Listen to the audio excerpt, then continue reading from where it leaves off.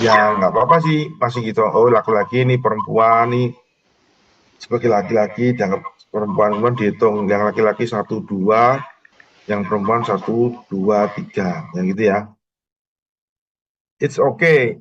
Itu kalau datanya 5. Kalau datanya 20.000, 30.000, 40.000, bisa Pak. Pakai ini Pak, olah data filter. Nah, oke, data filter ya. Hmm, di filter. Oke, sama nanti di filter pun seperti ini. Oke Pak, bisa Pak. Ini dianggap laki. Ini laki-laki. Nah, dua Pak. Kalau bertingkat, nah, jenis kelamin laki-laki yang ada di poli jantung sebagainya. Iya, betul. Artinya kan di situ terjadi sebuah aktivitas pengolahan data, ya kan? Pengolahan data yang bertingkat bahkan multi tabel. Namun kan aku bilang tadi ada proses yang dilakukan. Dan prosesnya itu melibatkan manusia, bisa jadi adanya human error. Dibandingkan dengan sistem terstruktur ya, seperti yang kemarin pertama kali pertemuan saya demonstrasikan, pengolahan data rawat jalan suatu rumah sakit setahun, kemudian diformat dalam bentuk RL4B oleh human yang sebelumnya diolah membutuhkan waktu seminggu dengan menggunakan software yang kemarin saya demonstrasikan, cukup selesai dalam waktu 3 detik, 4 detik. Ya. Itu salah satu contoh penggunaan database terstruktur. Jadi fungsinya database itu membuat data menjadi terstruktur. Data harusnya bagus. Kalau data bagus, pengolahannya bagus lagi. Datanya yang dihasilkan juga bagus. Kenapa? Karena datanya konsisten ya. Kalau laki-laki ya laki-laki benar laki-laki, tidak disingkat perempuan. Kemudian format tanggalnya pun tidak berbeda-beda. Kalau seperti ini akan susah. Pengolahan data akan susah. Iya, kalau menggunakan manusia dianggap oke apa bulan Mei ini Mei, Agustus. Nanti ada juga yang nulisnya misalkan eh, tanggal lahirnya 10 August 2012. Iya, itu kan kalau perhitungan secara manual, kemudian manusia mengasumsikan. Tapi kan komputer tidak boleh asumsi, komputer harus pasti ya penghitungannya. Sehingga data konsisten itu sangat penting. Untuk itulah makanya dimunculkan eh, database ya.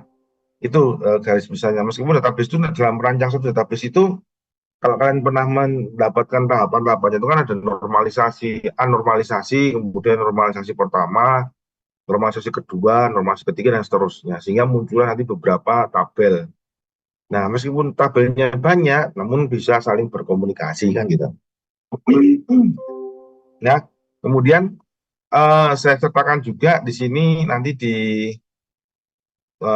kolom chat ya, untuk praktek kalian. Jadi secara sederhananya, yang tadi sudah download, silahkan diulang downloadnya karena ini versi yang terbaru saya kirimkan. Ada perubahan dikit. Silahkan download karena ini pakai akses ya. Semoga semua bisa mencobanya gitu ya. Oke, sebelum kita lebih lanjut ke praktek, saya akan eh, share screen lagi teorinya yang tadi saya lanjutkan ya. Oke. Jadi yang nanti awalnya dilakukan pemrosesan secara tradisional, dengan adanya database itu nanti bisa dilakukan secara automatik atau elektronik, sehingga pasti dari sisi kecepatan berbeda jauh lah ya. Nih keterbatasannya dan ada redundansi, inkonsistensi, yang paling sering kan inkonsistensi ya. Kemudian terpisah, terisolasi dan sebagainya. Kemudian ada data yang ambigu atau membingungkan, confusion gitu kan.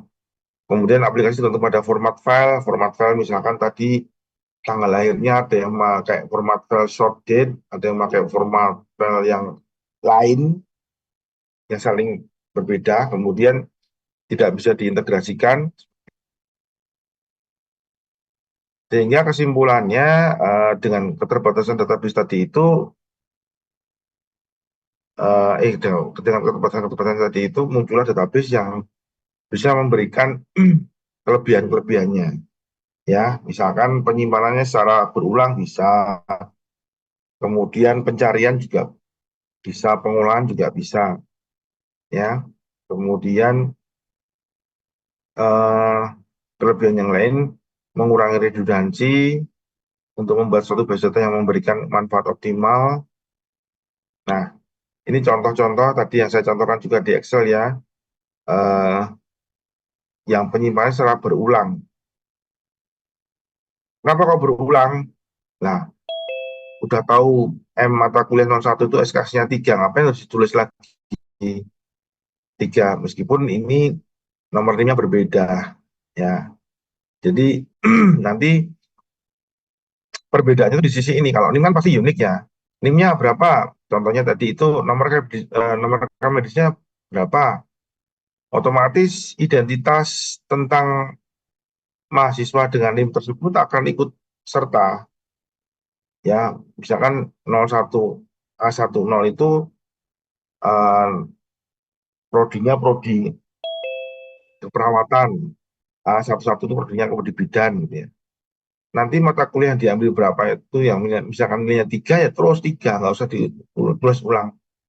Artinya proses proses penginputannya di sini akan apa ya, memakan waktu kan dengan adanya menginput ulang.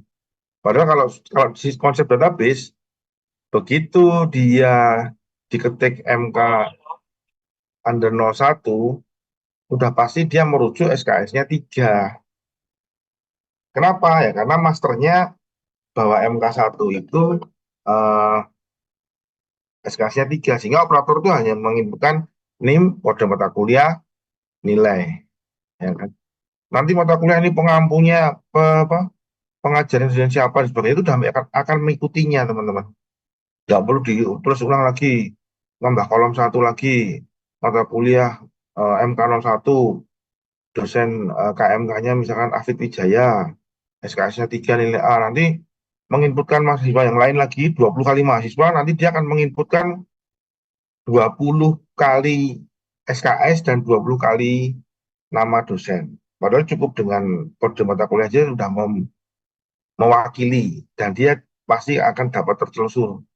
M01 itu dosennya siapa? Pak Afid. Meskipun nggak di kolomnya. Nanti akan kita ajarkan ya. Moga-moga bisa lebih paham. Ini kemudian ini contoh nanti dan disimpan dalam banyak tabel yang berbeda ya. Ini ini pasti tabel mahasiswa, tabel mata kuliah, tabel nilai ya. Di mana tabel nilai pun sebetulnya nggak perlu ada nama mahasiswa, nggak perlu ada nama mata kuliah, nggak perlu ada SKS, tinggal NIM, kode mata kuliah, nilai. Kenapa? Karena begitu ketemu A10, siapa sih namanya? Dia akan relasi atau ngeling dengan tabel mahasiswa. Oh, A10 itu adalah Max. Ya. Kemudian kode MK ya. Kode MK 01. Itu mata kuliahnya apa sih? SKS-nya berapa sih? Pasti dia akan ketemu karena tabel nilai ini pada kolom kode MK akan berrelasi dengan tabel mata kuliah pada kolom kode MK. MK 01. Oh, Pancasila. Kemudian SKS-nya 2 dan seterusnya. Tinggal diisi yang memang tidak berrelasi atau berdiri sendiri, yaitu nilai. Nilai kan tergantung dari memang hasilnya ya. Nah, itu menghemat, tidak perlu menulis kolom ini kan lumayan. Apalagi kalau nggak paham ya, nggak hafal. Kan jumlah mata kuliah banyak. Kode MK 01, apa, mata kuliahnya apa? Pancasila, SKS-nya berapa? 2. Nanti nulis loncat lagi agama, balik lagi ke Pancasila, bingung, masih lupa lagi. Karena manusia nggak mungkin bisa hafal daftar mata kuliah ya, daftar obat, daftar pasien dan sebagainya. Dan ini data yang sama cuma dalam banyak tabel tadi sudah ya. Keunggulan basis datanya yaitu mudah dan cepat, kemudian penyimpanan data tunggal didefinisikan sekali, cukup sekali aja pendefinisiannya dan sebagainya. Ya, sekali lagi keunggulannya adalah pasti kecepatan, kemudian efisiensi ruang penyimpanan. Apalagi kalau masih hard copy ya, aduh tambah bisa dimakan rayap lagi nanti kan, cepat. Kemudian meminimalisir adanya redundansi, kemudian meminimalisir adanya konsistensi atau inkonsistensi. Berarti kan lawannya memperbanyak konsistensi data. Kemudian bisa diintegrasikan pemakaian data bersama atau apa istilahnya sharing ya. Kemudian bisa real time kecepatannya tadi. Menjalankan pembakuan. Jadi tujuannya itu untuk membuat suatu struktur itu baku ya, termasuk konsisten. Ya, pembakuan itu konsisten. Kemudian mempermudah pengembangan aplikasi, menyediakan antarmuka banyak pengguna, gambaran relasi kompleks dia antara data, kemudian adanya integritas tadi juga sudah kita bahas, menyediakan backup dan pemulihan. Itu opsional, ya, tapi memungkinkan dilakukan. Kemudian risiko pendekatan basis data yaitu spesialisasi baru, artinya sebuah apa ya, sebuah konsep untuk mempelajari hal yang baru gitu.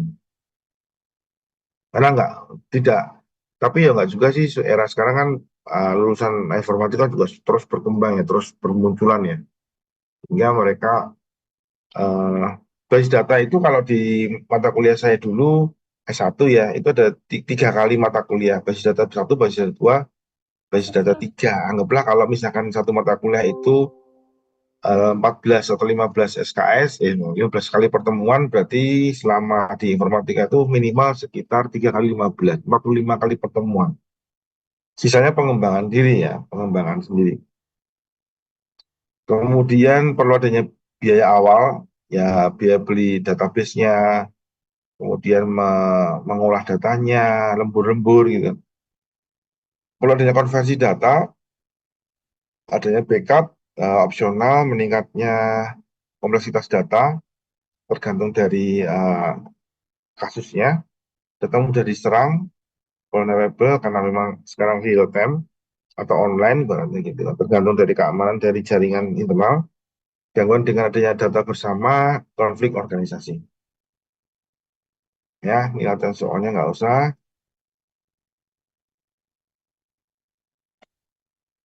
Ini juga deskripsi dari sistem basis data. Kita langsung ke DBMS, MDBMS atau DBMS.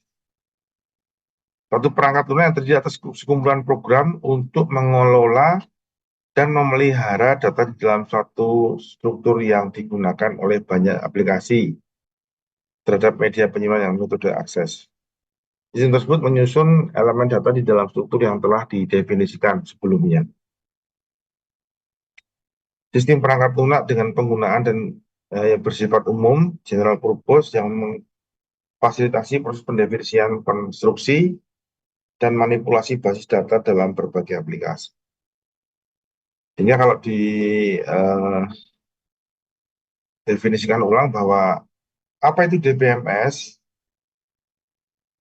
jadi DBMS adalah sekumpulan program yang dibuat sendiri untuk penggunaannya bersifat khusus, special purpose.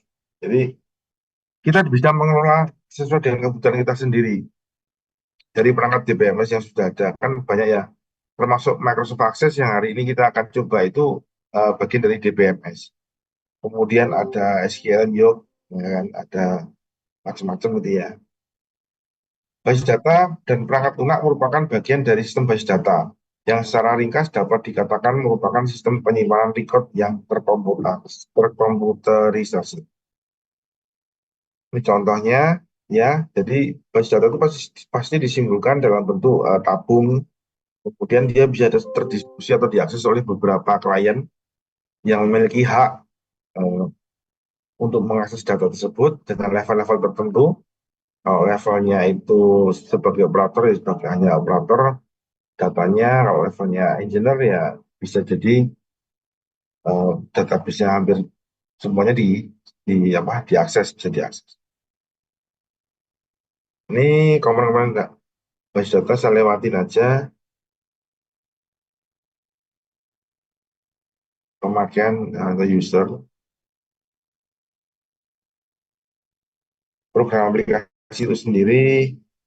Nah, secara struktur sistem basis data itu kan ada beberapa tingkatan ya. Yang pertama sistem basis data, kemudian basis data, file, record yang kemarin saya bahas juga. Dalam record itu nanti ada field kan. Dalam field itu juga ada byte. Di dalam byte adalah bit.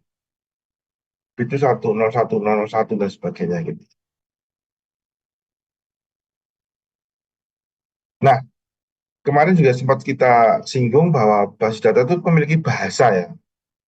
Bahasa dan basis data, namanya SQL ya. Nih, yang paling sering itu SQL, struktur query language, yaitu nih, bahasa yang umum atau bahasa standar yang dipakai untuk mengolah data di basis data.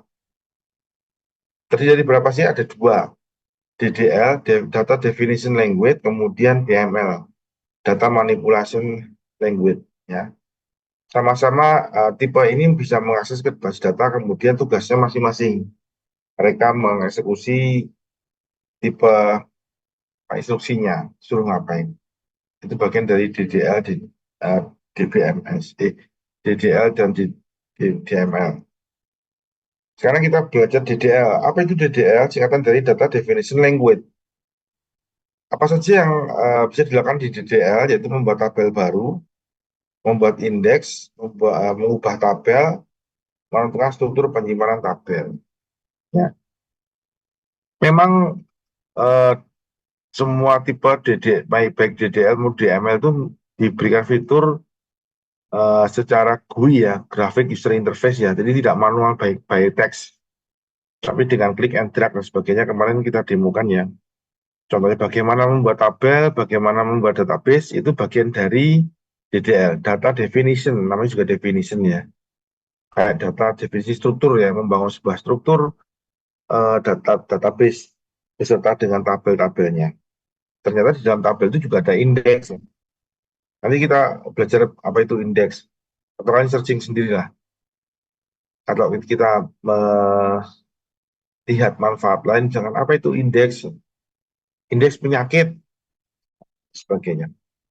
Kemudian termasuk mengubah tabel, tabelnya namanya jangan pasien dah, konsumen rumah sakit, oh gaya nih. Kemudian tutupnya jangan, kok tutup sih, eh mengubah field juga bisa. Nah, selain DDL ada DML ya, Data Manipulation Language. Jadi sebuah aktivitas yang dilakukan untuk memanipulasi dalam konteks atau arti yang positif, maksudnya mengolah data lah ya. Kalau bahasanya di sana sudah terlanjur manipulation atau mungkin bahasa bahasa di luar sana arti manipulasi itu positif ya, tapi kalau di kita kan cenderung negatif ya. Kamu memanipulasi data ya? Enggak, ya jadi datanya harusnya IP-nya nggak terlalu tinggi nih, kamu bikin tinggi semuanya. Nah, jadi kata-katanya sedikit konotasinya negatif. Makanya yang paling mudah dipahami itu artinya gini. DML itu adalah data manipulasi language yang artinya pengolahan data gitu. Pengolahan suatu data. Kalau tadi itu DDL itu data definisinya. Jadi membuat definisinya dulu. Kemudian membuat tipe. Kan kemarin kita sudah berhasil membuat tipe data. Data pegawai, pegawai cocoknya apa? Date. Kalau number ya keliru mana itu umur gitu. Kemudian nama peserta, tipe datanya yang cocok apa?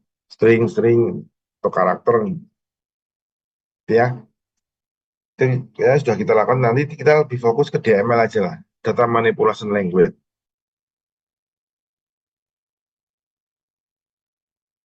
Ada dua jenis data manipulation language, yaitu prosedural dan non-prosedural. Yang prosedural yaitu mensyaratkan agar pemakai menentukan data apa yang diinginkan serta bagaimana cara mendapatkannya. Kalau data non-prosedural yang membuat pemakai dapat menentukan data apa yang diinginkan tanpa menyebutkan bagaimana cara mendapatkannya. Ya. Jadi DML sendiri ada data apa prosedural non prosedural. Ini latihannya nggak usah, nanti latihannya berbeda. Sekarang materi yang kedua lebih dalam mengenai apa DML.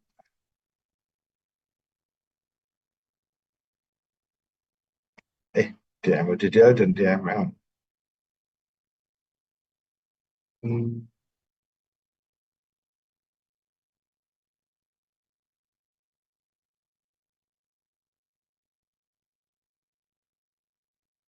Eh, hmm.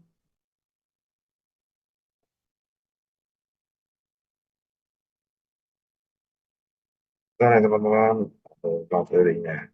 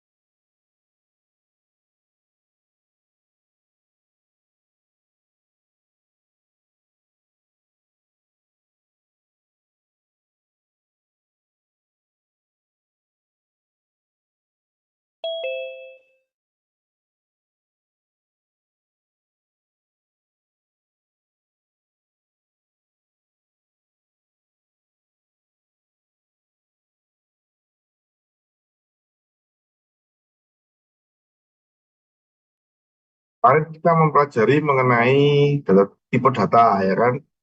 Semoga sudah lebih paham karena kita pelatihan cukup banyak. Hari ini berbicara data definition language, ya. Pembuatan tipe data itu bagian dari DDL, data definition language tadi ya. Kalau kita lihat apa itu DDL, ya, membuat objek atau basis data, membuat eh, struktur, menghapus tabel, menghapus basis data, memberikan batasan misalnya. Itu bagian dari DDL, bagian termasuk membuat tabel atau view atau trigger gitu kan. Contohnya seperti ini. Bahasa umumnya SQL-nya adalah create tabel, nama tabel, kemudian kolom, tipe datanya, bla bla bla bla bla, kemudian di execute ya, atau di proses nanti akan menambahkan tabel. Kalau ini namanya create tabel. Kalau namanya create view berarti menambahkan view, tergantung perintahnya apa. Ya. Kemudian di dalam tabel itu juga kita kan menentukan foreign key. Kalau yang pertemuan sebelumnya kan kita demonstrasikan dengan menggunakan klik and drag. Kalau era sekarang sih sebetulnya klik and drag semua ya, jadi lebih mudah. Jadi ini perintah-perintah yang apa ya zaman dulu lah ya, ya yang cukup susah meskipun sampai sekarang bisa digunakan. Tapi orang lebih suka menggunakan GUI ya, graphic user interface. Tinggal klik and drag, klik and drag.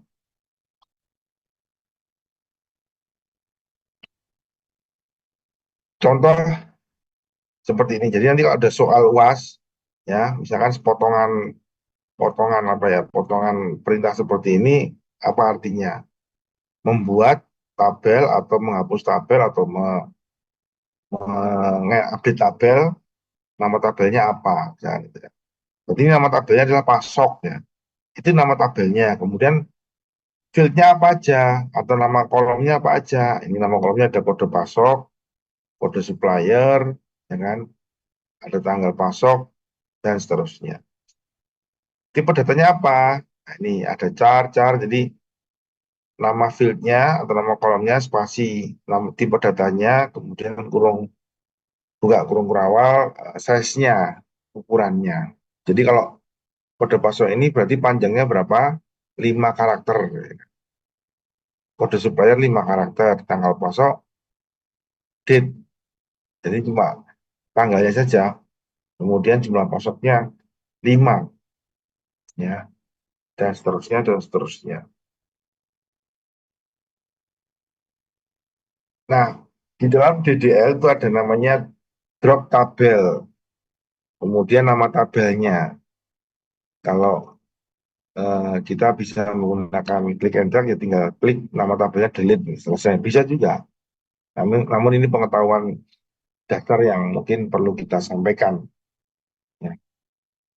Contoh seperti ini.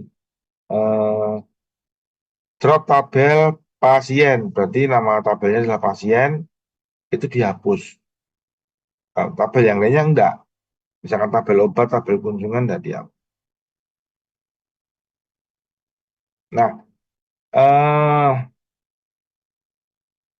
ada di dalam kategori DDL itu yaitu memonopoli tabel, ya, memonopoli, memodifikasi kok, memonopoli, menggunakan alter tabel, nama tabelnya, kemudian di add, mungkin menambah kolom, ya kan, berarti add, atau menghapus kolom, berarti drop. Jadi alter pasien, add, apa, tabel pasien itu ditambahkan apanya, golongan darah, ya, yang awalnya belum ada sekarang 3, itu berarti add. Kalau kelebihan deh, identitasnya terlalu lengkap, nggak usah aja dihapus kolom tertentu. Kalau misalkan tunjangan istri, ya, atau tunjangan anak, tuh. Akhirnya tinggal alter tabel, nama tabelnya pasien, dropnya drop nama kolomnya. Dia, jadi kalian formatnya harus tahu. Kemudian ada view. View juga gitu. Ini bahasa umumnya adalah create view.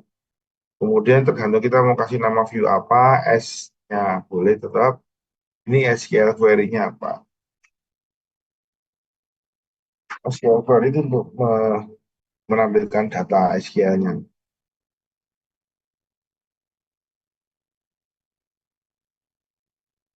DDL yang kedua yaitu membuat view mahasiswa pria.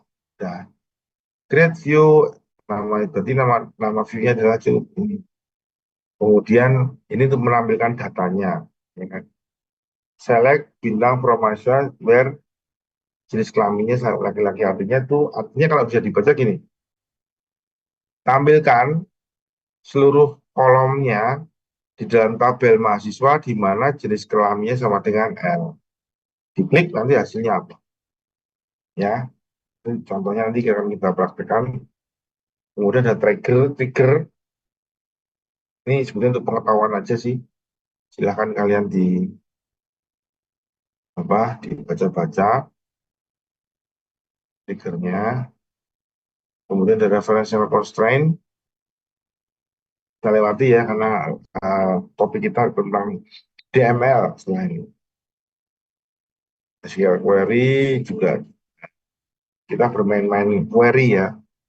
Ada perintah select, kemudian diikuti oleh nama tabelnya, from-nya, kemudian kondisi bisa diberikan urutan, order by ascending descending, atau group by apa, nanti kita akan praktekkan. Select yaitu menampilkan seluruh data. Kalau seperti ini berarti gimana? Select bintang from anggota itu artinya adalah menampilkan seluruh data anggota, seluruh kolomnya pun di dalam tabel anggota sama, nggak ada yang dikurangi, nggak ada yang ditambah. Sebenarnya gitu. Nah, ini juga gitu, menampilkan kolom-kolom tertentu, berarti kalau ini tuh seluruh artinya bintang itu seluruh kolom. Kalau nanti ada dipanggil nama kolomnya, di koma dan nama kolomnya itu ditampilkan sesuai dengan yang dipanggil. Contoh, Select nama alamat anggota, berarti nanti ada dua kolom hasilnya, nama dan alamat di dalam tabel anggota. Menampilkan nama dalam bentuk huruf kapital. Oke, berarti di baris nama ini dibuatkan huruf kapital kan gitu kan. Karena ada perintah upper ya. Di Excel juga ada kan ya untuk menampilkan huruf kapital, mengkonversi atau mengkonvert atau memproses itu pakai upper ya. Lawannya upper apa? Lower kan ya. Jadi untuk mengecilkan huruf kapital menjadi huruf biasa. Bentar ya teman-teman, ini ada tamu ya. Bentar.